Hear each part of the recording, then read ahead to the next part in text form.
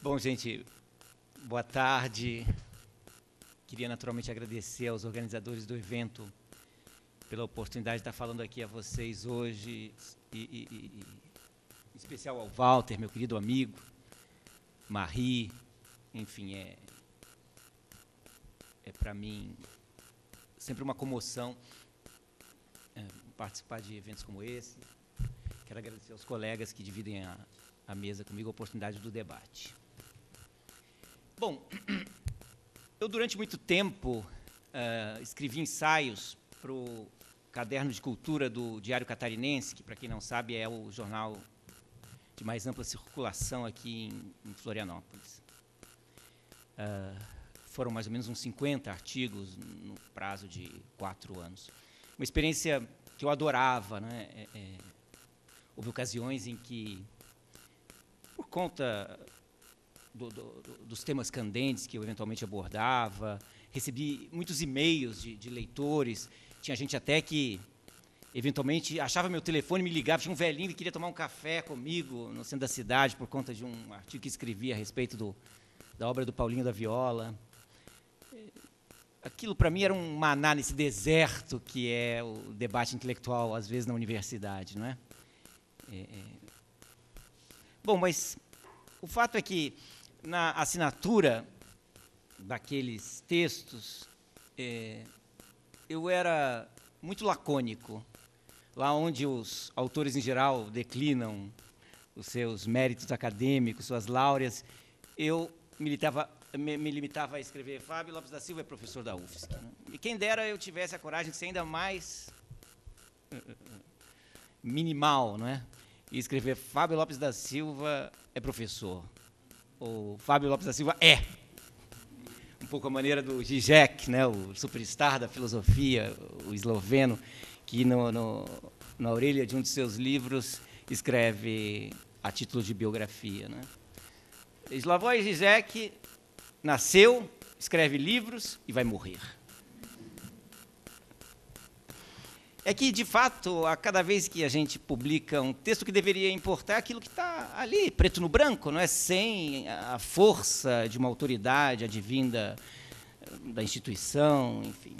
O que, de fato, deveria importar é o que os leitores, finalmente, vão fazer com aquilo que está posto. A cada vez que a gente escreve, a gente deveria agir como se fosse a primeira vez, mas a gente age na direção contrária, como se fosse a última vez. Daí aqueles necrológios que encerram os textos, né, com a nossa biografia, enfim. Eu, hoje, no entanto, estou obrigado a ser o necrólogo de mim mesmo, né, atrair um pouco as minhas convicções e, enfim, ter que dizer Fábio Lopes da Silva é diretor da editora da universidade. Porque eu tenho clareza, eu não faço isso por vaidade, ou por insegurança, enfim, ou para querer afirmar minha autoridade aqui diante. Faço isso porque eu tenho clareza de que estou aqui, não porque eu seja especialista em tradução, coisa que não sou, não porque eu tenha trabalho relevante na área, porque também não tenho, embora tenha traduzido aí uns 10, 15 artigos na vida, mas porque eu sou ocupante eventual da cadeira de diretor da EDUFSC, é isso que me traz aqui, é isso que mobilizou o convite. Não fosse isso, eu não estaria aqui, né? Quer dizer, quem está aqui não sou nem mesmo eu e as minhas circunstâncias, para usar a fórmula do Ortega y Gasset. Quem está aqui hoje são as minhas circunstâncias e talvez eu, né? Nesta ordem, em todo caso. Quando a reitora me convidou para ocupar o cargo de diretor da EDUFSC, eu desconfiei de que ia me sentar na cadeira mais confortável da universidade. E, ao assumir, de fato, a função, eu confirmei as minhas suspeitas. Eu estou sentado na cadeira mais confortável da universidade. Não só materialmente, ela é bem confortável, mesmo tem uma sala maravilhosa, enorme, é um flat. Eu costumo dizer que, se eu me separar, eu já tenho onde morar. É uma sala confortável, maravilhosa. O Walter conhece, né? Inacreditável que, nessa guerra pelo espaço físico que está conflagrada aqui na universidade, alguém tem aquele latifúndio que eu tenho à minha disposição, enfim. Mas o principal motivo de eu dizer que eu estou sentado na cadeira mais confortável da universidade está no fato de que a editora é hoje uma máquina muito azeitada, municiada por verbas razoáveis, com um corpo técnico muito qualificado, comprometido, um catálogo de livros equilibrado, consistente, enfim, uma marca nacionalmente conhecida. Eu tenho repetido por aí que se tivesse um boneco inflável sentado na minha cadeira, a Edufsc continuaria a produzir 40, 50 livros de qualidade por ano, com excelência gráfica, por conta das virtudes que foram conquistadas, não é, pelos meus antecessores, e, em particular, pelo meu antecessor imediato, o professor Sérgio Medeiros, que fez um trabalho absolutamente brilhante na organização da casa, na valorização dos servidores técnico-administrativos, enfim. Sem que eu precise mover uma palha, demandas espontâneas chegam, projetos editoriais muito interessantes chegam ao conselho editorial, e basta tocar para frente, quer dizer, não há muito o que fazer. Eu poderia gastar assim, os meus anos aí à frente, espero que sejam anos, né? A reitora tem que concordar com isso. Mas eu poderia gastar esses anos que eu tenho pela frente no cargo, assinar papéis, né? Frivolamente tocar a burocracia, fazendo pose assim, de general da banda, enquanto eu, na verdade, não passasse de alguém que, na melhor das hipóteses, é um batedor que desobstrui o caminho para que o fluxo possa passar, não é? E eu devo, insisto, essa feliz condição aos meus antecessores, sobretudo ao Sérgio, não é? Que fez a gentileza de disputar várias batalhas antes de mim, e a gentileza ainda maior de vencer essas batalhas, de modo que eu não preciso enfrentá-las, né? Eu digo que eu sou uma espécie de Fortinbras lá, né? O personagem hamletiano, que é aquele personagem que chega no fim, né? e herda o espólio olimpicamente, né? Sem nenhum arranhão. É mais ou menos essa a minha condição, né? Então, essas são as minhas circunstâncias. Onde é que eu entro nisso, né, já que eu não pretendo passar os anos que vêm pela frente no dolce far niente, né, do meu flat? E, em particular, considerando o tema desse evento aqui, né, qual é a política de tradução que eu pretendo conduzir? É claro, eu sou um diretor executivo, é bom lembrar, a minha função é executiva, eu tenho um conselho editorial que representa, pelo menos em tese, os centros de ensino, a comunidade acadêmica, e que é quem, de fato, dirige o trabalho na editora, eu executo, não é? Claro que as coisas não são completamente assim, né? Mas, enfim, pelo menos formalmente eu sou só o executivo que desempenha as funções determinadas pelo conselho, fiz um ato falho aqui, quero ser reitor, pelo conselho editorial. Bom, com relação à tradução, uma alternativa viável seria, e que deixaria muita gente feliz, seria, uma vez mais, seguir o fluxo, né? Quer dizer, uma parte importante do catálogo da editora da UFSC, ao qual ela deve grande parte do seu prestígio, decorre da tradução de uma série de obras importantes. Bourdieu, Derrida, Linda Hutton estão entre os autores vertidos para o português e lançados pela editora. Há outros títulos por sair, esses que são uma herança bendita, nesse caso, da gestão do Sérgio. O Nancy, hoje mesmo estava conversando com o Eclair, que está aqui no evento, e que é tradutor do Nancy, não sei se ele está na plateia. Nós vamos publicar uma tradução do Nancy. O Umberto Saba, poeta italiano, vai ser traduzido por iniciativa da Patrícia Peterli, aqui do DLLE. Tem uma antologia de poesia canadense que está também para ser produzida. E para confirmar aquilo que eu disse, que as demandas chegam espontaneamente, eu nem precisei procurar, chegou durante a minha gestão, chegaram propostas vindas do alto escalão, a gente vai traduzir o Giorgio Agamben, um ensaio que ele escreveu mais ou menos recentemente. E isso é proposto por indivíduos, por professores da UFSC, por colegas que, tendo em conta o prestígio acumulado pela editora, acham por bem publicar por lá um título importante. Enfim. E eu poderia simplesmente, né, tocar o barco, né? Mas essa alternativa de simplesmente tocar o barco e seguir na trilha aberta aí pelo professor Sérgio, ela não é completamente confortável para mim, né? E, quer dizer, publicar, sobretudo, esses autores do mainstream, que são hoje a força da editora, não é uma alternativa que eu pretenda seguir inteiramente, né? Claro que não vou recusar o Agamben, coisas semelhantes, né? Mas eu pretendo explorar outras vertentes. E o que não me satisfaz nessa seara que está sendo atualmente trilhada pela editora tem que ver com aquilo que as pessoas costumam chamar de internacionalização da universidade, né? Eu tenho uma reflexão sobre essa internacionalização que eu gostaria de compartilhar aqui com vocês e que baliza um pouco a minha posição a respeito da editora e, no interior dessa política geral para a editora, a política para a tradução. Eu, há alguns anos, participei de um debate no DC Cultura, nesse caderno de cultura ao qual eu me referi, com a professora Maria de Lourdes. 9 minutos. Meu nome é Enéas. Bom, enfim, eu participei de um debate com uma professora da filosofia chamada Maria de Lourdes Borges, querida amiga. Ela defendia uma candidatura a reitor, candidatura do professor Prata, que acabou vencendo e nomeando ela com toda a justiça secretária de Cultura. E eu defendi uma outra candidatura do professor Nildo Orix, que foi derrotado em várias campanhas, não apenas naquela, mas em várias outras, né? Tem um currículo respeitável assim, de derrotas sucessivas. Eu acho que eu tenho alguma coisa que ver com essas derrotas. Enfim. Mas a gente debateu pontos de programa, em particular essa questão da internacionalização da universidade, né?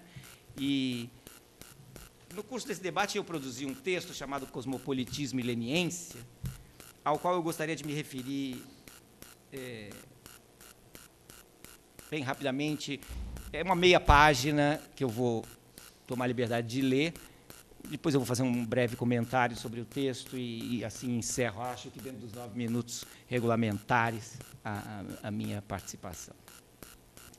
Bom, eu escrevi o seguinte, esse texto é de 2007, mas eu assinaria embaixo as ideias que estão aqui postas. Recentemente, então, né, eu participei de um grande evento internacional organizado pelo professor Nildo Orix, hoje candidato a reitor da UFSC. Na ocasião, eu tive a chance de conversar longamente com um dos convidados, o professor Russell Jacob, da Universidade da Califórnia, Berkeley, autor de 4 livros traduzidos para o português. Trata-se de um sujeito brilhante, mas profundamente amargurado. Entristece-o, sobretudo, constatar que, no mundo acadêmico estadunidense, o campo das humanidades foi assambarcado pela figura do especialista, esse bárbaro moderno, para repetir Ortega y Gasset. De costas para a realidade, encerrado em sua nanocompetência, o especialista voltado às humanidades é, para Jacob, o anti-intelectual, indivíduo medíocre, carreirista, cujo microscópico saber, cercado de ignorância por todos os lados, é estruturalmente irrelevante para a construção da experiência republicana. Haverá quem diga, eu continuo, haverá quem diga, em todo caso, que Jacob não conta, é, afinal, um marxista, um dinossauro a tentar digerir o fracasso de suas utopias. Ouçamos, então, o que afirma Lindsay Waters, editor da Harvard University Press. É o editor das humanidades da Harvard University Press, né? Legítimo representante, portanto, do mainstream acadêmico. Aí eu faço uma citação dele, ele diz: florestas inteiras estão sendo derrubadas para agradar os grandes administradores universitários, que acreditam estar melhorando o perfil de suas instituições ao elevar os padrões para as promoções e para se conseguir estabilidade no emprego. Métodos modernos e altamente sofisticados de contabilidade foram utilizados para computar o trabalho da comunidade de estudiosos. E está ocorrendo, como consequência, o esvaziamento do trabalho da academia. Ele escreve isso num livro que eu recomendo, chamado Inimigos da Esperança, traduzido até pelo Dutra, Luiz Henrique Dutra, que foi meu antecessor na direção da editora, professor da filosofia. Esse livro foi publicado pela editora da Unesp. Bom, eu continuo aí, sou eu falando. Pessoalmente, nada tenho contra o estabelecimento de relações com universidades norte-americanas e europeias. A propósito, era o que estava acontecendo na época, como coordenador de um programa de pós-graduação, eu era coordenador da linguística naquele momento, estou negociando neste momento um amplo convênio com a Universidade de Leipzig, na Alemanha. Não deu certo o convênio, mas tudo bem, nessa época eu não sabia. Mas o faço sem perder de vista o que há de perigoso no contato com o que Jacob e Waters, cada qual à sua maneira, caracteriza como a decadência das humanidades no mundo acadêmico dito desenvolvido. De resto, tenho clareza de que, de acordo com... tenho clareza de que o acordo com a Universidade de Leipzig, do ponto de vista da Universidade de Leipzig, serve principalmente uma razão de Estado, no caso, a expansão da língua alemã, enquanto que, para nós outros, o grande propósito em jogo cabe uma casca de nós, obter a elevação do conceito do nosso programa de pós-graduação junto às agências financiadoras. Ainda que alguns queiram ver sobre a mediocridade desse objetivo, cultiva valores supostamente universais e cosmopolitas. Tal é o caso, ao meu juízo, da professora Maria de Lourdes Borges, que era minha interlocutora, né? Ao menos se levarmos em conta o que ela escreveu no artigo que ela publicou. E aí eu continuo. Já estou terminando. Falta-nos, e a colega não parece dar conta disso, tomar a internacionalização como vetor de políticas públicas, como faz a Universidade de Leipzig, nem que seja para salvar-se da decadência às expensas do terceiro mundo. A rigor, falta-nos muito mais. Como pensar a internacionalização da área de humanidades na UFSC, se previamente sequer lemos a séria, vigorosa tradição intelectual brasileira, um Gilberto Freire, um Paulo Freire, um Câmara Cascudo, um Eudoro de Souza, um Nelson Rodrigues? Como a área de humanidades pode voltar os olhos aos Estados Unidos e à Europa, se hoje nem faz ideia do que ocorre, por exemplo, na UNAM, do México, com seus 400 mil estudantes, ou na Universidade de São Marcos, em Lima, que remonta ao século XVI. Pior ainda, como desejar essa inserção no primeiro mundo, se nem ao menos conversamos com nossos colegas de departamento? Internacionalização das humanidades, que desconhece a decadência das universidades europeias e estadunidenses. Internacionalização sem conexão imediata com políticas públicas, sem o reconhecimento da tradição intelectual brasileira, sem trânsito pela América Latina e pelo terceiro mundo, em geral. Internacionalização das humanidades em um ambiente em que nem sabemos o que o colega da sala ao lado pensa. Um movimento inútil e, se inútil, conservador. Necessariamente direitista, o artigo dela se chamava Esquerda e Universidade, ela defendia que o candidato dela era esquerdista. O cosmopolitismo pretendido, reduz-se aí a uma palavra pomposa que não faz mais do que exprimir o eurocentrismo e a mentalidade colonizada. Bom, eu coloco aqui as cartas na mesa, gente. O meu interesse, primeiro, como diretor da EDUFSC, é a minha aldeia. Os alunos da UFSC, o ambiente acadêmico na universidade, a vida cultural e política da cidade e do Estado. Não me incomoda que chamem a isso de provincianismo. Fiquem tranquilos. Não se trata, como aconteceu em outros tempos, de publicar poetas municipais de que fala o Drummond.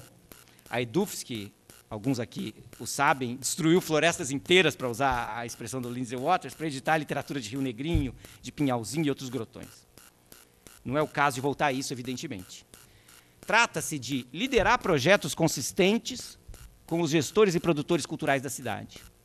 Penso em edições e eventos conjuntos, alguns dos quais, uma tradução do John Cage e a publicação de um importante ensaísta catarinense, Jairo Schmidt, já estão sendo viabilizadas. Penso, sobretudo, em um caderno mensal de cultura que reúna nomes nacionais e até internacionais, mas também as melhores cabeças da cidade e do Estado, para discutir temas relevantes para nós. Esse caderno de cultura vai sair também em outubro, tá?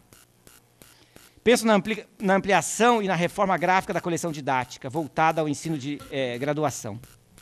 Também está sendo executado. Penso na execução inédita no Brasil de videolivros em Libras, iniciativa que prolonga e potencializa um dos mais impressionantes e relevantes projetos políticos da UFSC, que é a inclusão dos alunos surdos. Não sei se vocês tiveram a oportunidade, quem não é daqui, de ver os alunos surdos. A presença deles aqui nesse centro é muito notável. Isso é obra de alguns colegas muito valorosos, como a professora Ronice, com a qual esse projeto que a editora agora está capitaneando vai se irmanar. Penso em projeto de formação de leitores via um programa da editora na TV UFSC. O programa também vai começar aí mês que vem, chama Livro Aberto. E eu tenho também um projeto de ocupação das redes sociais, um projeto bem legal. Aliás, se vocês puderem se associar ao Facebook da editora da UFSC, procurem lá, vai ter uns posts bem legais Eu quero esse contato com o leitor comum, quero buscar, né, uma intervenção em outras paragens que não seja essa monótona referência ao universo acadêmico, né? E eu penso também, e aqui chega o tema mais próprio desse evento, na tradução contínua de textos vindos da margem do mundo, latino-americanos, africanos, asiáticos. Eu estou aí com alguns agentes literários espalhados pelo mundo, tentando trazer para a cena, para além do Agamben, para além do Nancy, para além de todos esses autores importantes que a gente vai continuar a publicar, autores asiáticos, africanos, latino-americanos. Acho que é hora de convocar essas vozes da margem para vir à cena, né? A minha política de tradução, se há uma, privilegia. É claro que eu vou ter que convencer a universidade, convencer o meu conselho editorial, em primeiro lugar, a fazer isso, mas privilegiar, se eu pudesse escolher, esses autores advindos da margem do mundo. Objetos diferentes, além e ao lado do livro tradicional, que impliquem novas, digamos, visibilidades. Investimento em novos leitores, em novos parceiros. Acolhimento de influxos que modifiquem drasticamente o sentido do termo internacional. São tentativas de constituir um ambiente local e regional rico, denso. Tentativa, de resto, de problematizar e modificar a curvatura do discurso acadêmico produzido e consumido na UFSC. Modificar esse ensimesmamento, sua incapacidade de intervenção na vida como ela é.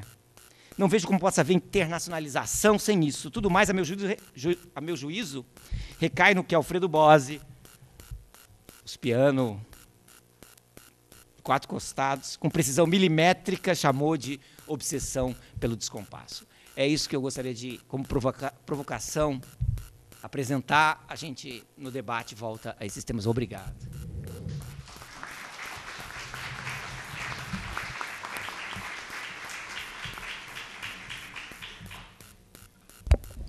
Muito obrigado, Fábio, e principalmente pelo esforço da síntese. Passamos agora, então, à contribuição do Nick Keister, que ele se encontra aqui em uma parceria que a gente tem com a Fundação Biblioteca Nacional de acolher tradutores. O Nick Keister é tradutor, jornalista e autor de livros de não ficção. Traduziu cerca de 40 livros do espanhol e do português. Entre esses livros, há obras de Paulo Coelho, Eduardo Mendoza, Juan Marce e Manuel Vázquez Montalbán. Publicou também uma Critical Life do poeta mexicano Octavio Paz e uma história cultural da Cidade do México. Ele atualmente está trabalhando numa biografia do Fidel Castro. Ele já publicou antes uma biografia do Che e está traduzindo vários argentinos contemporâneos. Como jornalista, ele apresentou e produziu muitos programas na Radio 4, da BBC, e também da BBC World Service. E ele contribui, escreve regularmente no Times Literary Supplement e no Guardian. Ele foi 2 vezes premiado com o prêmio Valle Inclán de tradução espanhola. Muito obrigado, Nick. Obrigado. Bueno, como creo que es evidente, soy bastante inglés, pero espero que está bien que hoy les hablo en castellano, o más bien en argentino. Quiero primero dar las gracias a Walter y a Andrea y a los organizadores de este evento por invitarme aquí, y a ustedes por venir y a escuchar lo que tenemos que decir. Es muy grato venir del otro punto del planeta y encontrar a tanta gente con las mismas inquietudes y los mismos intereses que nosotros en Inglaterra. Aunque debo decir que me siento un poco fraudulento aquí, ya que no soy doctor ni nada, no soy especialista, nunca he estudiado las teorías de la traducción. Sí, sí, sí. Y nunca he enseñado la traducción, siempre he sido un traductor profesional, ya son 50 libros, creo que he traducido, sobre todo del español. Es un poco quería hablar con ustedes, porque no sé cómo es la práctica en Brasil, un poco de cómo es en Inglaterra para un traductor el proceso de traducción de un libro, del comienzo hasta la publicación. Sí, ojalá les interese. En realidad, como decía Walter, he tenido 3 profesiones en mi vida. Siempre he sido profesor de idiomas o de periodismo. Tampoco tengo formación en eso. He sido periodista durante 15 años en la radio de la BBC. No me he formado en nada como periodista. No tengo diploma del Colegio de Periodistas para nada. Y tampoco tengo certificado o doctorado en traducción. O sea que no soy o un sinvergüenza total, o prefiero verme como una palabra en inglés, an amateur, un aficionado, alguien que le encanta algo, entonces lo hace. Y me parece que eso es, cada vez más me parece que la traducción es eso, es un trabajo de un amateur, de un aficionado. Por ejemplo, ahora que estoy en Brasil, paso las mañanas en Barcelona en los años 50 con el escritor Juan Marcé. Por la tarde estoy en Río de Janeiro en los años 90 con un secuestro de un niño inocente en un libro de Ednei Silvestre que estoy traduciendo. Y por las noches, si no puedo dormir, se supone que estoy corrigiendo las pruebas de una novela policíaca en francés en París, donde una excomisaria y una joven americana están buscando asesinos. Así que yo me divierto todo el tiempo en ese trabajo. Y pienso que, no sé, como decía, no sé cómo es en Brasil, pero en Inglaterra el proceso de tener un libro y traducirlo y publicarlo es el siguiente. Hace unos años traduje con mi señora que está ahí, Amanda, un libro de un autor argentino, Rodolfo Fogville. El libro se llamaba Los Pichiciegos, que es un título que no entendía para nada. Es una novela que no sé si se ha traducido al brasilero, lo dudo, pero que está durante la guerra de las Malvinas en las islas. Los soldados argentinos no quieren saber más nada de la guerra, se refugian debajo de las montañas en las islas. Y sus únicos amigos allí son unos gusanitos blancuzcos que nunca han salido a la tierra, entonces no tienen ojos, no saben ver, pero los soldados se hacen muy amigos de estos gusanos. Y esos gusanos son los pichiciegos, como no ven nada. Y las casas editoriales en Inglaterra son un poco como esos pichiciegos, los gusanitos. No tienen ojos para nada para el mundo de afuera. Entonces el primer trabajo del traductor es ser los ojos de esas casas editoriales, de buscar libros para ellos, de estar atento de lo que está pasando en España, en Brasil, en América Latina, y tratando de despertar un interés en las casas, porque todavía existe la idea de ¿para qué vamos a traducir? ¿Para qué necesitamos libros de Brasil? Si tenemos de todo el mundo en inglés ya, ¿por qué hay que traducirlos? Estaba diciendo el otro día con Andrea que el porcentaje de libros traducidos en Gran Bretaña es solamente el 3%. Mientras que aquí creo que ella me dijo que eran un 30% que viene del inglés o de francés y de otros idiomas. En Inglaterra es solamente el 3%. O sea que el primer trabajo de un traductor que quiere traducir un libro es ir a convencer a alguien en una casa editorial que valga la pena. Que es un trabajo bastante difícil. Estaba leyendo en el libro de la universidad, por ejemplo, de En Holanda, la traducción, que Walter escribió esto, la traducción de Machado de Asís, tradujeron como 10 libros a través de 15 años.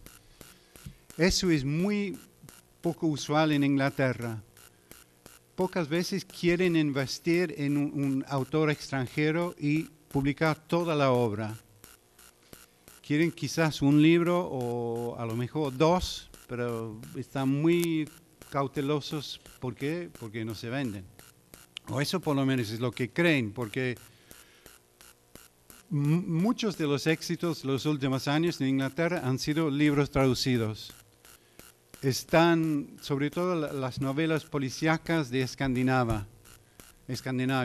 No sé si han llegado aquí. Stieg Larsson y gente así, que se publican mucho, millones. Y un español también, Ruiz Zafón, que se ha vendido mucho. ¿Sí? Carlos Ruiz Zafón, sí. Entonces, se puede decir que hay cierto interés en las casas editoriales, pero siempre hay que ir estimulándolos, hay que ir buscando gente dentro de una casa editorial, sobre todo si es grande, para despertar un interés en una voz distinta. Entonces, el trabajo del traductor o traductora, que son muchas traductoras, no es únicamente estar sentado ahí con el libro y haciendo la traducción. Involucra una cantidad de cosas además de eso. Primero es eso de tratar de encontrar un editorial que les interese. La segunda parte es, ok, esa casa quiere publicar el libro, pero después hay que tener un contrato. Y eso en parte, el traductor, a mi juicio, tiene que formar parte de un gremio que no es muy fuerte en Inglaterra, no sé si existe acá. En Inglaterra se llama The Translators Association, donde los traductores profesionales nos juntamos y tratamos de mejorar las condiciones de trabajo del gremio, de nosotros. Es un trabajo bastante difícil porque todas las editoriales no quieren pagar y no quieren respetar las reglas y no quieren invertir realmente en nosotros. En este momento, no sé cómo es aquí, pero en Inglaterra tenemos un contrato estándar y se paga en Inglaterra por 1000 palabras traducidas. Y se paga más. Nosotros tratamos que las editoriales paguen como $120 por 1000 palabras. O sea que un libro largo será 8,000 libras, $11,000 pagar. Y si uno puede hacer 3 libros en un año, eso es $30,000, que en Inglaterra no es tanto, es muy poco en realidad. Pero eso también es parte del trabajo para mí de un traductor, de asociarse con sus colegas y tratar de mejorar nuestras condiciones de vida y de trabajo. Y cada vez más se está imponiendo además el trabajo de traductores experimentados como yo, por ejemplo, tener traductores jóvenes y mirar su trabajo durante 6 meses, un año, haciendo de mentor, se dice en inglés, mentor, los jóvenes traductores, que también forma parte del trabajo, para mí, de un traductor. No estás ahí solamente con el libro, sino estás en todo el mundo de la traducción estimulando a la gente. Bueno, la tercera etapa, si uno ya encontró un libro, ya tiene un contrato y empiezas a sentarte y escribir y traducir. Ahí está la cuestión de la relación con el autor. Walter mencionó un autor español que he traducido 4 libros de él, Eduardo Mendoza. No sé si se conoce en Brasil o no, es bastante conocido en España, vende mucho. Él siempre dice que yo lo trato como un autor muerto. Es decir, mi idea es que los problemas del texto en inglés son mis problemas, no de él. Si hay algo en el texto que no entiendo, yo tengo que buscar la solución y no recurrir a él, porque es un texto en inglés, no es un texto en español. Además, si yo no entiendo, los lectores en inglés no van a entender, entonces yo tengo que resolver todos los problemas. Eso por lo menos era mi actitud hasta hace poco. Ahora estoy un poco más sensible a pedir al autor por las dudas que tengo. Otro problema que uno encuentra cuando está ahí traduciendo página por página es que uno se da cuenta que no en Brasil, estoy seguro, pero en varios países de América Latina no existe un editor dentro de la casa editorial. El autor viene, da el manuscrito y se publica. La casa editorial no mira, no cambia nada. Y muchas veces hay dudas en el español o portugués que no se entiende, que nadie ha revisado el original. Eso pasa muchas veces. Y creo que por eso, por ejemplo, es la razón por la cual Gabriel García Márquez, de 100 años de soledad, dijo que la versión inglesa era mucho mejor que la versión original, porque nadie había corregido, nadie había revisado su texto, simplemente se publicó ahí en Barranquilla, en Colombia, mientras que la versión inglesa estaba mucho más cuidada. Y por ejemplo, otra vez mi señora está traduciendo una autora mexicana y la novela está basada en parte en Francia. Pero el pueblo que ella describe en Francia cambia de lugar, de región a región, en casi cada capítulo. A veces está en el norte, a veces está en el sur, a veces está en el este, a veces está en la Val de Loire, a veces está cerca de la costa sur. Eso es otra tarea del traductor. Ahí sí se puede recurrir al autor, pero también decidir, ¿eso está a propósito o lo tengo que cambiar yo, tengo que editar? O sea que ese es un trabajo extra que tiene el traductor. Él o ella viene a ser el primer editor del texto. Después, por supuesto, cuando uno termina, siempre tarde y siempre... sí. Uno entrega el manuscrito a la casa editorial. A veces ellos han olvidado completamente de que pidieron una traducción. El año pasado yo tenía 4 traducciones hechas y no se publicaron. Me habían pedido, me habían dado un deadline y se suponía que iban a traducir, pero no, con la crisis económica no se publicaba. Y todavía está la idea en muchas casas editoriales que el trabajo que hace un traductor, una traductora, es el trabajo muy mecánico, de pasar de un idioma a otro, así nomás, que es más bien como un trabajo de secretaria que se pone a escribir así. Entonces hay que otra vez trabajar con ellos para mostrar que realmente tú has pasado meses de tu vida en eso y tienen que ver que lo has hecho con alguna razón. Por ejemplo, este último libro de Eduardo Mendoza, que habla de la realeza o los nobles en España en los años 30, yo lo dejé en castellano, pero en la casa editorial cambiaron todos los títulos al francés. Entonces el conde era un comte. Y bueno. El problema es que dentro de las casas editoriales, hay gente que creen que saben el inglés mucho mejor que uno, porque uno es traductor, entonces casi por definición no sabe escribir en inglés. Pero yo, con todo respeto, creo que estoy un poco mejor en inglés que un joven de 23 años que acaba de salir de la universidad y piensa que sabe todo. Bueno, Eso. Entonces, es muy desalentador encontrar que dentro de la casa editorial no se respeta mucho al traductor. Está a un nivel mucho más bajo que un escritor en el inglés original.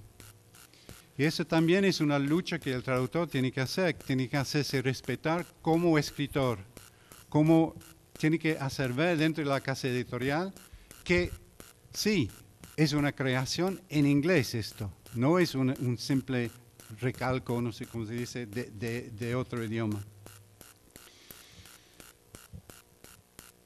Entonces ese es el trabajo extra que uno tiene que hacer dentro de la casa editorial. Y me está mostrando que tengo que terminar. Así que, por supuesto, hemos tenido el libro en idioma original, hecho la traducción, convencido la casa editorial que vale la pena publicarlo y no dejarlo pasar. Después sale a la venta. Y ahí es muchas veces otra decepción. Por ejemplo, para volver a Eduardo Mendoza, que pasé 5 meses de mi vida traduciendo ese libro, un libro bastante grande, tuvo, que yo sepa, 2 reseñas en toda la prensa en Gran Bretaña. Y él es un escritor muy conocido y muy respetado en España. Y dentro de esas 2 reseñas, ninguna mención del traductor. Ninguna. También es un trabajo que uno tiene que hacer tratando de educar a los que escriben en las revistas y en los periódicos que este libro no fue escrito en inglés, sino alguien pasó semanas, meses de su vida tratando de poner en nuestro propio idioma. Y bueno, y ya. Y uno pasa a hacer el próximo libro esperando que las cosas salgan un poco mejor. Sí, parece un rosario de agravios, ¿no? Lo que estoy diciendo, que el pobre traductor, la pobre traductora, tiene una vida muy de masoquista, que hasta cierto punto es muy cierto. Pero vuelvo a lo que decía al principio. Yo estoy muy feliz pasar mi vida. Y lo decía también Flaubert como escritor. Él estaba encantado de poder pasar la tarde en un bosque de Normandía con 2 amantes que se hacían el amor y escribiendo eso. Yo estoy muy contento. Sí, estoy explorando la sexualidad de un adolescente en Barcelona en los años 50 o incluso los secuestros en Río en los años 90. Yo creo que los ingleses somos 2 tipos. Hay 2 tipos de ingleses. Hay los que se quedan en casa, toman el té, miran la televisión y hablan del tiempo. Y somos los otros, los piratas, que salimos al mundo, buscamos los tesoros escondidos y todo de vuelta a Inglaterra. Yo soy del lado de los piratas. Gracias.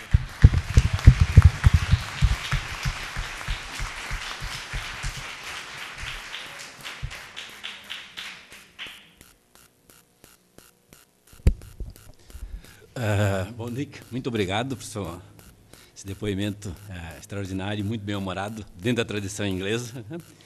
Vamos passar agora para a nossa terceira intervenção, que é a Maria Emília Bender, que está no mercado editorial desde 1981 e que passou por várias editoras, né, começando pela Brasiliense, Globo, editora da Unicamp, e nos últimos 22 anos, né, na Companhia das Letras. Ela era a principal editora da Companhia das Letras, onde ocupou por mais de uma década o posto de diretora editorial. Ela foi editora, entre outros, de Milton Atum, Drauzio Varela, Bernardo Carvalho, Chico Buarque, Michel Laup, André Santana e Elvira Vinha, entre os nacionais. E entre os estrangeiros, cuidou da obra de Ítalo Calvino, José Saramago, Amos Oz, Ian McEwan, Paul Auster, Javier Marias, Jorge Luis Borges e outros. Muito obrigado pela participação.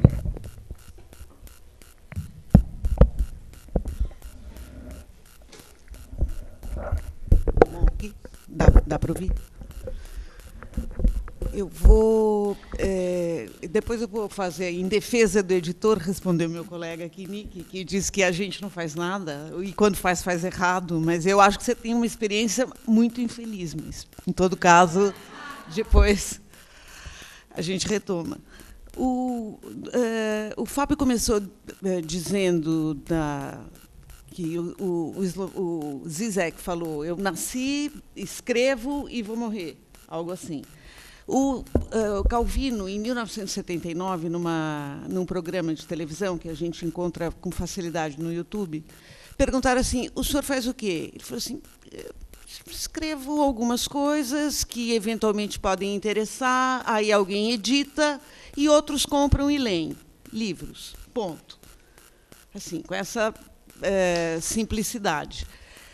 Agora, entre alguém escrever alguma coisa e alguém comprar o livro, existe todo um processo que, muitas vezes, não é todo mundo que se dá conta do que acontece entre um original e um livro editado, bem ou mal. Pelo menos a minha experiência, quando eu recebo, seja um original de um tradutor, de um autor novato ou não novato, a gente lê e sugere uma série de coisas e evita essas batatadas, como o sujeito mudar de região e tal. Enfim, às vezes escapa, mas, em geral, existe todo um corpo editorial, pelo menos nessas editoras que eu trabalhei, e, evidentemente, que isso foi sendo aprimorado ao longo dos anos. Há 30 anos, na Brasiliense, quando eu comecei, não era assim. E agora, até o ano passado, na Companhia das Letras, a coisa mudou muito. Mas não só existe essa troca com o autor brasileiro, que você sugere, você diz... Inclusive, você pode até falar: olha, é melhor não fazer esse livro, não está bom. Isso a gente já fez com pessoas... É muito difícil falar isso, não dá, isso aqui vai te queimar, o seu romance anterior... sei lá, a sua produção... Isso não está à altura da tua produção anterior, mas, se você quiser... fazemos. Então, esse tipo de botar a cara, bater, porque é meio difícil, você pode sentir o sujeito pode ficar, de fato, se sentir rejeitado e procurar outra editora, pessoas nomões e tal. Então, a função do editor, eu acho, é fazer...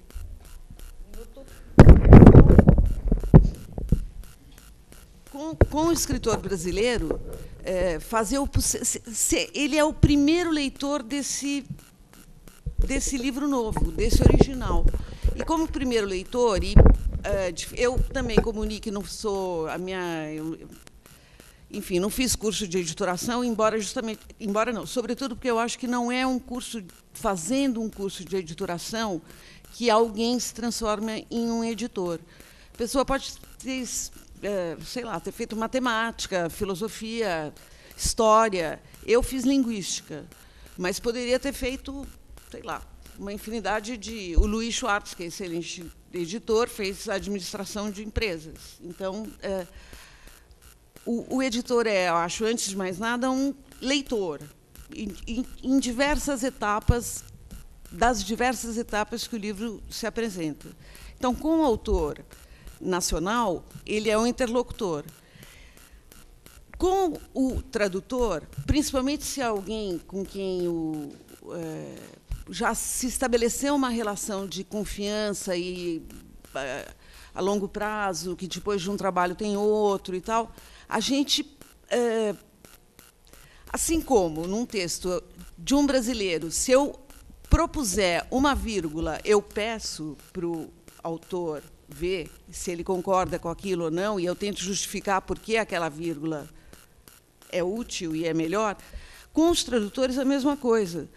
O texto, a tradução, passa por um processo de preparação de texto, que é uma pré-revisão, não é uma revisão. Tem sugestões estilísticas, muitas vezes vê alguma bola que o tradutor pode ter comido, que acontece, de traduzir uma coisa por outra. O editor lê essa preparação, sugere outras coisas ainda para o tradutor, e muitas vezes já elimina alguma sugestão que lhe pareça imprópria e tal, e manda para o tradutor. E o tradutor lê aquelas observações todas e concorda ou não com aquelas sugestões. Então, o tradutor assina aquele. Não fazemos isso com todo mundo, mas com tradutores assim de top, digamos, uma turma. A gente submete como se fosse o autor, o Chico Buarque, o Bernardo, sei lá, Elvira, um autor que está assinando, está o nome. Se eu quiser trocar 6 por meia dúzia, o sujeito tem que concordar. Então, a relação do editor, que eu conheço, com o tradutor, é essa, é de procurar melhorar o máximo aquilo que, em geral, é bom, mas às vezes pode ser que não seja, e às vezes pode ser excelente, enfim. Agora, uma coisa que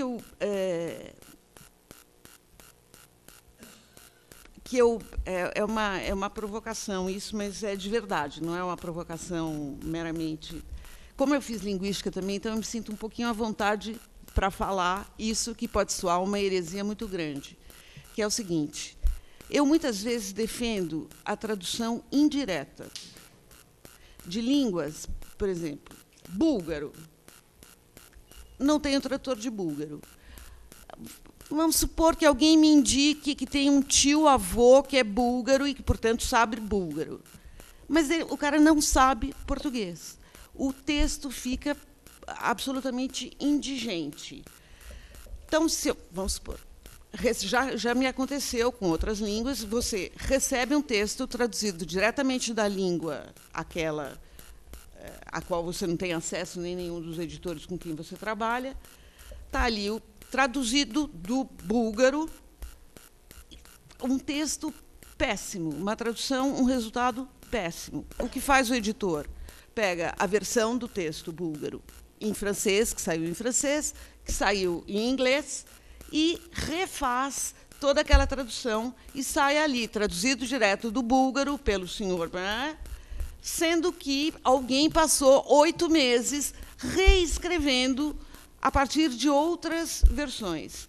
Então, eu acho que é o seguinte, isso acontece com bastante frequência. Não, eu estou falando do búlgaro justamente porque jamais ocorreu com o búlgaro. Então, eu advogo, de fato, pela tradução indireta, sobretudo porque, por exemplo, Jostein Gaarder, que escreveu norueguês, agora a gente temos um tradutor norueguês. Mas, quando foi lançado o Mundo de Sofia, que foi aquele um sucesso extraordinário no mundo inteiro, nós perguntamos ao escritor de qual versão ele preferia que fizéssemos a nossa. Eu expliquei que não tinha. Aí ele falou assim: não, eu quero que se faça do alemão. Fizemos do alemão, ou seja, autorizado. O Pamuk, o Orhan Pamuk, que ganhou o Prêmio Nobel, a mesma coisa. Autoriza. Não, eu trabalhei esse texto em inglês muito com a minha, e ele é totalmente fluente. Se ele trabalhou e reconhece a versão do texto turco dele para o inglês com a tradutora, muito. E, enfim, será que é melhor eu pegar um tio turco de alguém e depois eu reescrevo, ou eu peço para um tradutor excelente fazer? Então, eu gostaria, claro, vocês podem perguntar, achar tudo um horror, mas como eu já reescrevi algumas traduções, aí com outras versões, me parece, às vezes, um purismo, e inclusive que não corresponde à verdade, porque vai estar ali direto do...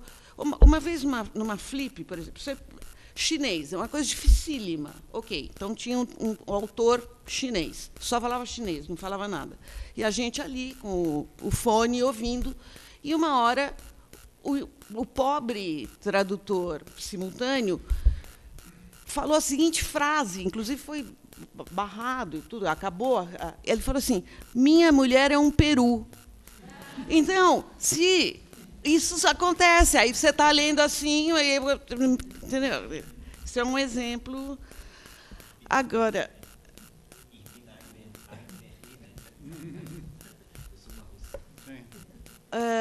bom, enfim,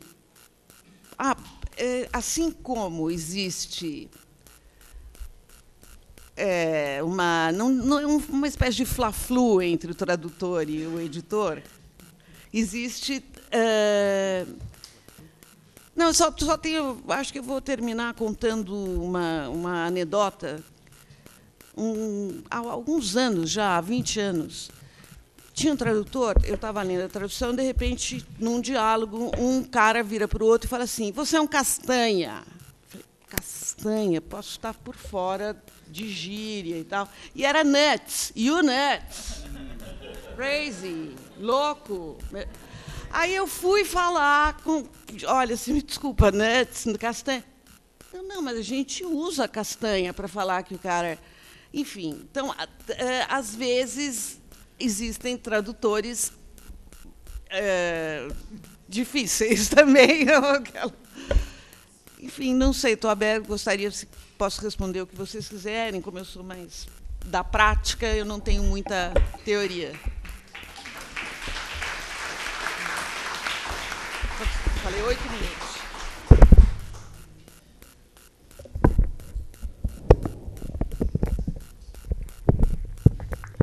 Muito obrigado. A Maria Emília não podia ser mais minimalista. 9 minutos. Bom, então, vamos passar então ao debate. Está aberto, então, durante meia hora ou até 40 minutos. Até às 7 podemos ter um debate. Andréa?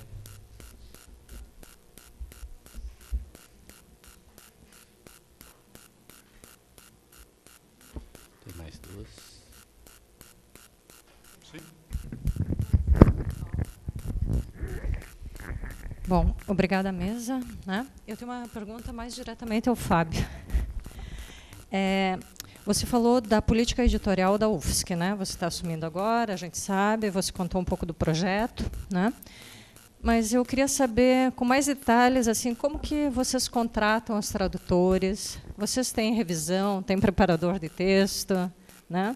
Vocês pagam pela tradução? Porque nós estamos aqui e a gente não sabe, né? Nós somos vizinhos e não sabemos como exatamente funciona a editora da UFSC, né? Então, eu acho que é o momento, né? O convite feito a você foi justamente para você responder a esse tipo de pergunta, né? Porque, bom, nós temos aqui muitos alunos da pós-graduação em estudos da tradução, acho que está todo mundo muito interessado, né? A gente tem uma pós-graduação em tradução, a gente podia trabalhar conjuntamente, né? A gente não forma tradutor, né? O Nick não é um tradutor formado na academia, não tem teorias, né? Mas a gente acha que, né, essa formação que a gente dá para o pesquisador pode contribuir também na prática da tradução.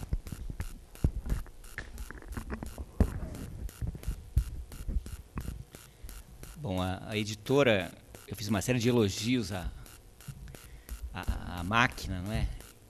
Que hoje está sob a minha direção. E, de fato, assim, ela tem um corpo técnico muito qualificado, a parte... Não sei se vocês tiveram a oportunidade já de manusear um livro da editora, é muito bem feito, né?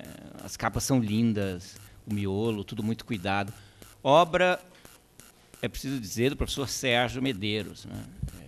Ele fez um trabalho brilhante, ele precisou se indispor com a imprensa universitária aqui na universidade que publicava os títulos da EDUFSC e que não tinha maquinário nem pessoal qualificado para fazer o trabalho com a qualidade que o Sérgio pleiteava. E essa foi uma das batalhas que ele teve que travar, às quais eu me referi no meu texto. Bom, mas, enfim, no corpo técnico da editora, há uma equipe de revisores muito qualificada, mas não há tradutores, né? Os tradutores, nós ou os contratamos, existem casos de contratos, é frequente, não é? Hoje mesmo o Eclair, a quem eu me referi, há pouco ele assinou conosco, não sei se já assinou, estava o contrato pronto, ele foi lá para assinar, mas o funcionário responsável não estava no momento, ele ia voltar mais tarde, ele assinou um contrato de tradução. Mas a gente trabalha também com trabalho escravo, né? O tradutor amigo, o orientando, a gente tem aquela rede de colaboradores, né, que, enfim, em nome de uma inscrição aí no currículo, né, de networking, faz esse trabalho, né? Então, a gente trabalha com as duas vertentes. Há o tradutor financiado. Não remunerado? Sim, acontece. Acontece.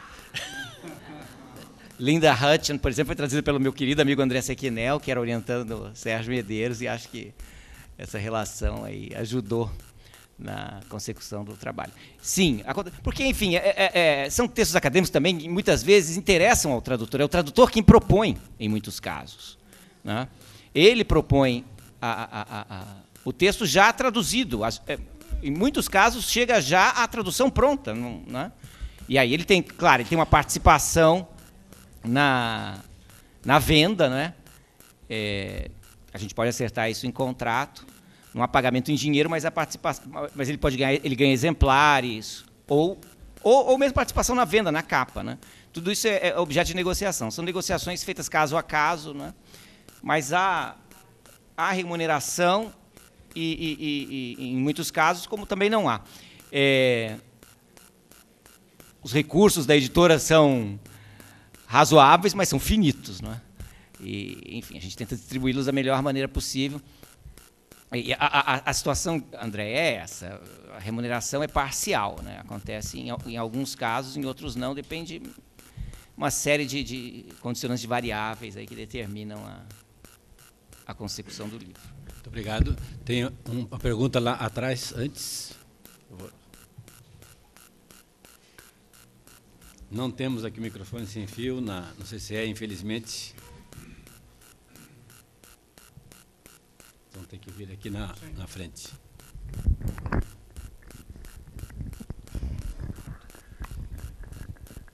Bom, na verdade, são muitas as questões assim que essa rápida exposição de vocês aqui trouxe para, acho que para muitos de nós. Poderia se identificar, e os outros também que forem perguntar, só para... Meu nome é Daniel, eu sou doutorando em estudos da tradução da PUC, Rio de Janeiro, e atuo na área de tecnologia da tradução, mas também faço tradução literária.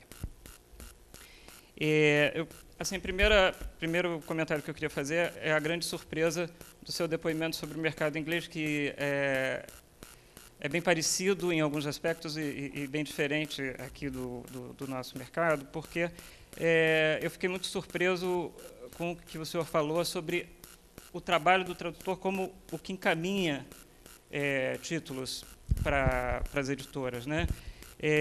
Isso no Brasil, eu acho que muitos de nós vamos concordar que é uma coisa inexistente, né? É muito difícil o tradutor chegar às editoras com sugestões de livros e essas sugestões serem acatadas. É um diálogo trancado, complicado com as editoras, né? Talvez até você pudesse falar alguma coisa sobre isso. Isso fica como uma observação inicial.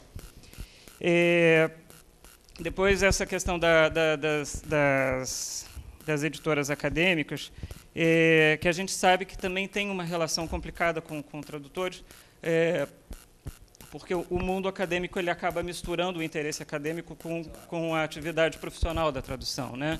E isso, em geral, causa um furor muito grande entre os tradutores profissionais, porque existe todo um trabalho do nosso mercado de valorização profissional do tradutor.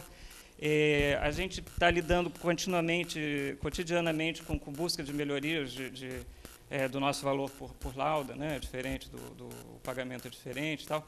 E é muito complicado a gente conseguir chegar a uma editora e ser bem remunerado e ter o trabalho reconhecido.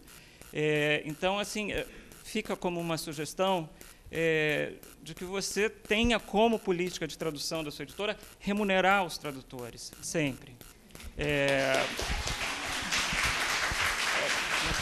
Mesmo que eles não queiram receber Mesmo que eles achem assim que, poxa, tem um livro publicado pela editora da UFSC, isso vai me dar prestígio. Não, é um serviço, ele tem que ser pago, é um trabalho, a pessoa tem que receber por isso.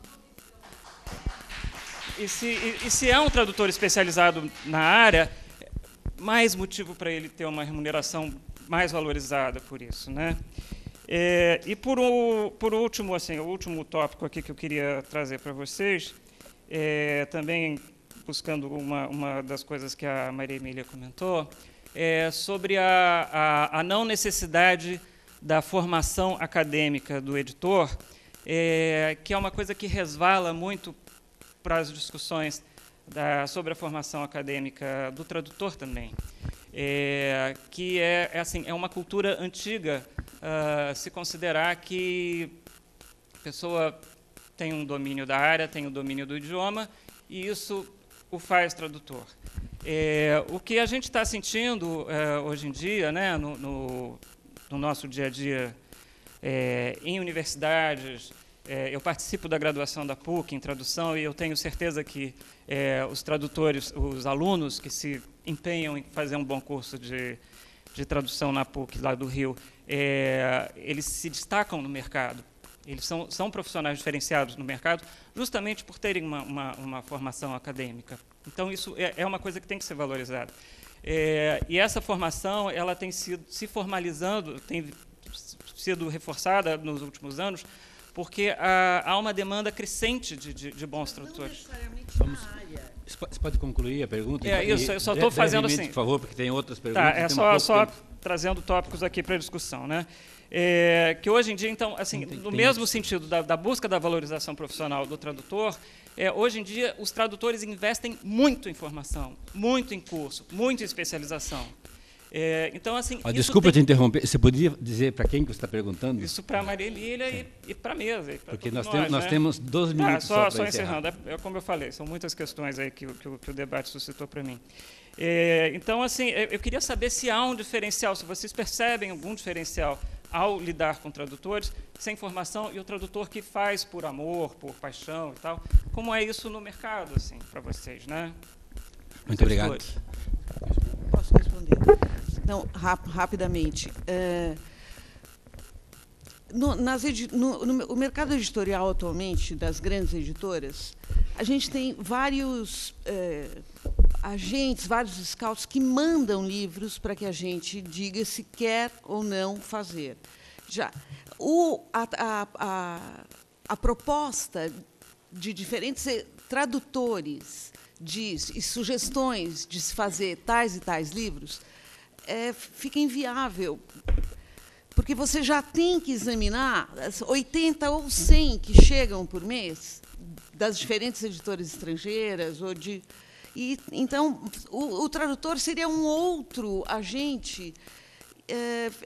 Pelo menos em editoras grandes é muito complicado, mas eu acredito e eu acho que exista textos mais teóricos e de filosofia e tal, a editora Vozes, a Martins Fontes, que sim acatam e com prazer sugestões dos tradutores, mas sobretudo numa área mais acadêmica.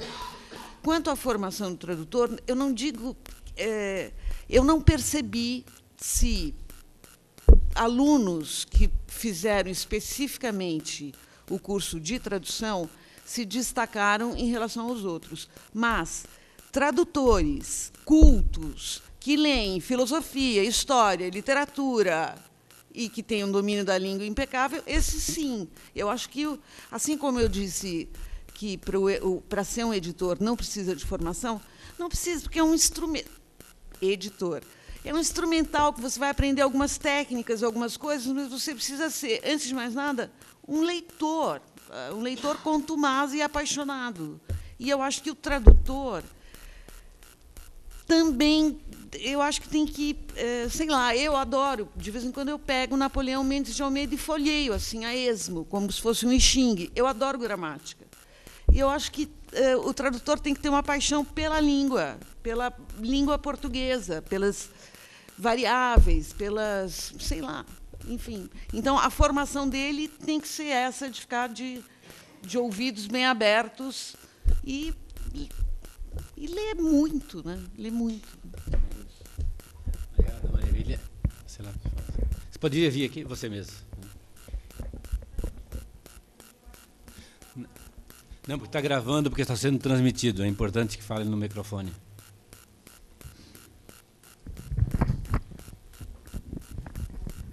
Boa noite, eu me chamo Rúbia, eu me formei em letras francês aqui na UFSC, fiz meu mestrado recentemente em estudos da tradução. E a minha pergunta, primeira, que também são várias, o que é um tradutor top? Por favor, seja breve. Hein? Tá. O que é um tradutor top para você, Maria Emília? E como é que você trabalha com as reedições? Se você recebe um autor que vai ser reeditado, você procura o tradutor que já traduziu a obra ou você faz uma nova busca e passa para a busca dos tradutores tops, né? E acho que, de repente, a figura do professor Fábio podia evitar esse fla-flu dos tradutores e editores, né? Porque ele está no local da universidade, legitima os nossos estudos e esforços para um mercado mais intelectual e cultural, sei lá. Obrigada. Olha, o tradutor top é aquele que já fez vários trabalhos, que você já avaliou. Então, a Rosa Freire de Aguiar, que trabalhou 60, o Caetano Galindo, que está ali, que traduziu Joyce, que não é pouca coisa, ali, ó, ali. Eduardo Brandão. Então, o que eu chamo de top são aqueles caras cujo trabalho você já conhece, já avaliou, já... enfim, tem um reconhecimento de fato ali da excelência do trabalho da pessoa. E, quanto às reedições, depende. Primeiro, a editora não faz muita reedição, a Companhia das Letras. Mas, em geral, a gente procura fazer uma nova tradução para, enfim, trabalhar. E a gente procura também sempre novos tradutores que fazem um teste e que mandam um currículo e tal. Enfim, é um trabalho... O trabalho do tradutor é difícil de se colocar, é muito difícil, mas vai em frente. Mas a diferença não é extraordinária. O Nuts, por exemplo, o tradutor Castanha, ele ganha mais, o top, mas eu acho que você se enganou, não? São $120 por 1000 palavras. Bom, isso aqui acho que nem o dono da editora ganha isso aqui no Brasil, entendeu? Que é uma coisa assim. Eu tentei saber quanto é que dava. É extraordinário isso. Extraordinário. Sim? Parabéns. A mí me parece poco, pero bueno. $120 por 1000 palavras. Eso es poco. Los topes que viven en Estados Unidos, y no he hablado de ese problema, cobran $350 por 1000 palabras para traducir a alguien como Vargas Llosa o Isabel Allende. La persona que traduce eso pide $350 por 1000 palabras. ¿Por qué no? Claro, ótimo. Pero esa cuestión de traductores topes, yo sé que en Brasil están muy preocupados con los topes. Não, isso aí teve uma coisa horrível no Rock in Rio, que era o Vipão. Sabe? Não, horrível, ridículo. É que eu falei top, enfim, fui infeliz, mais experientes, evidente. El problema también es interesante que una gente le puede gustar una novela de Vargas Llosa, otros no. Algunos les gusta Isabel Allende, muchos no. Es igual con la traducción, no tiene que ver con la calidad, pero es el estilo personal del traductor. En Inglaterra se puso de moda en eventos de traducción de tener 2 traductores traduciendo un pequeño texto y comparando la traducción que han hecho. Ellos no han visto la traducción de la otra persona. Translation Slam se llama. Y es increíble que en un texto de 600 palabras, quizás hay una sola frase que traducen igual. Es una cosa tan personal traducir. Y la idea de calidad, sí, pero también es el estilo, ¿no? Y estoy totalmente de acuerdo que para mí lo que más cuenta es uno para ser traductor tiene que tener un conocimiento de todo, ¿no? Como yo te decía, en la mañana estoy en Barcelona en los años 50, en la tarde estoy en Río en los años 90 y en la noche estoy en París en los años ahora. Y todo esto tiene que estar en su mente, ¿no? Y también estoy de acuerdo que lo que a mí más me interesa es el idioma inglés, ¿no? Y las posibilidades del idioma inglés para captar esos mundos de afuera. ¿Sí? Eu queria, muito rapidamente, retornar ao tema do pagamento de tradutores, enfim. Vocês têm toda a razão em me censurar, enfim. Há, de fato, esse estilamento da relação profissional com o tradutor. Isso tem que ver com a desclassificação secular que pesa sobre a tradução. Não preciso aqui lembrar vocês disso, né? Mas tem que ver também com a especificidade do ambiente acadêmico. O autor de livros, ele tampouco, em muitos casos, recebe edições do livro, que na maior parte dos casos ele não vai vender, ele vai dar para amigos e parentes, etc. Enfim, ele sai com quase nada ou nada. E a gente, na academia, faz uma série de atividades não remuneradas. Não é? Quer dizer, é muito comum que isso aconteça. Que a gente trabalhe em nome do currículo Lattes, né, muito mais do que em nome de... Está mudando, né? E tem muita gente que não pensa assim, mas é muito comum, né, que a gente desenvolva uma série de atividades não remuneradas e que isso passe batido, né? Então, claro, essa relação, esse estilamento da relação profissional que a editora tem com os tradutores tem que ver com a questão específica da tradução, mas tem que ver também com o ambiente acadêmico e as suas particularidades, né? Infelizmente, vamos ter só mais uma pergunta, hein? Você tinha levantado a mão? Infelizmente, hein? Realmente é super... Porque nós temos a assembleia da ABRAP, que começa às 7 horas e tem 3 minutos para 7. 3 minutos?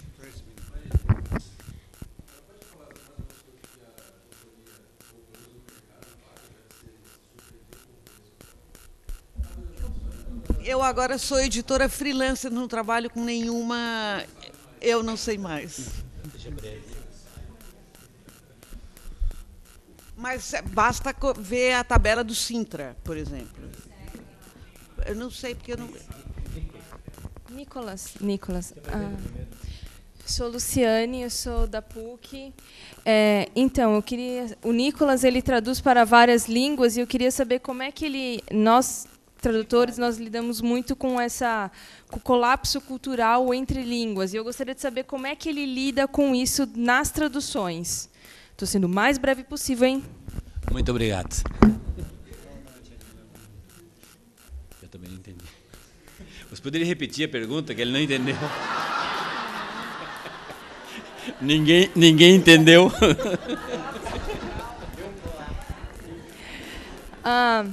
Nicolas, nós, tradutores, nós lidamos com o colapso de diferentes culturas nas línguas, enquanto nós traduzimos. Por exemplo, chinês, muito diferente para traduzir ao português. Imagino que a cultura francesa deve ser diferente para traduzir para o inglês. Queria saber como você lida com isso em relação nas suas traduções. Eu acho que é uma questão pertinente para todos. Muito obrigado pelo esclarecimento. Sí, entendí bien la pregunta esta vez. Eso es todo el trabajo de un traductor, porque por supuesto no estás traduciendo solamente las palabras, sino toda una cultura. Y yo intento buscar un equilibrio entre, por ejemplo, la cultura española y la cultura inglesa, que mucho no se puede traducir directamente, sino que hay que poner una pequeña explicación o hay que tratar de... Sí, es lo más difícil, sí. Ahí está donde la frustración del traductor, que uno piensa que entiende lo que algo significa dentro de esa cultura, pero cómo hacerlo significar algo similar en inglés. Sí, es lo que estamos haciendo todo el tiempo, lidiamos con eso. A veces pongo un equivalente en inglés que no tiene nada que ver con las palabras originales, otras veces me quedo muy cerca de las palabras originales. Es como decía, me parece que es una cosa de afición, de sentirlo más que de una ciencia. Que yo cuando traduzco una novela de España, estoy tratando de meter al lector inglés dentro de esa cultura de una manera u otra, hablando no sé, de toros o lo que sea, tratando de agregar algo al inglés para que entienda que el mundo afuera es mucho más grande de lo que tenemos en Inglaterra. No sé si esa es la respuesta que busco. Sí, cambio palabras o busco... Sí. Para tratar de tener un efecto similar. ¿Ya? Supongo que todo el mundo hace eso, ¿no? Tiene que hacer. Bom, muito quero agradecer então ao Fábio, o Nick e a Maria Emília, agradecer especialmente ao público e me desculpar se eu fui um pouco brusco, porque nós temos realmente nós temos que começar às 7 a Assembleia. Eu espero que no próximo Congresso da ABRAP que a gente possa ter uma mesa parecida, dispondo de maior tempo. Muito obrigado.